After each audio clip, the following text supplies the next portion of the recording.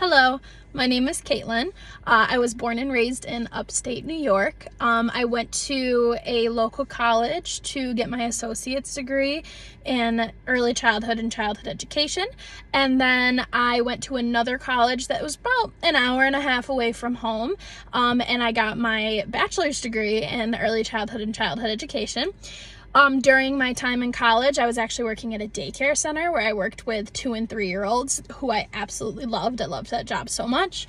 After my student teaching placement, I actually ended up getting offered a job at the place where I did my placement.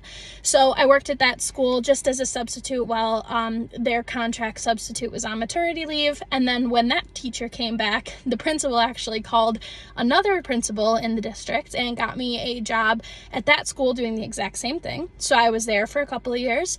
And then when the pandemic hit, I was actually offered a long-term substitute for the entire year in a 4th grade position.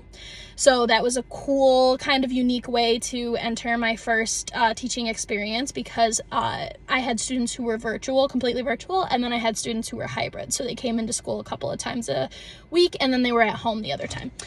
And then from there, the following year, I was offered another long-term sub position for 6 months while another teacher was out on maternity leave. So it was also in 4th grade. So I've been in 4th grade quite a bit. And then what I like to do on my free time, I like to adventure. My partner and I like to just look at places that are within like 3 to 4 hours of home and get an Airbnb and just kind of escape for a couple of days, explore towns. We don't really have many qualifications for where we want to go. It's just somewhere new so we can explore somewhere new. And we actually try to bring our 4 cats along. We haven't gotten to bring them along yet, but what we've been working on is getting them in the car and kind of going with us on trips to parks and stuff like that so they get used to the car. So eventually, hopefully, they can join us on our adventures.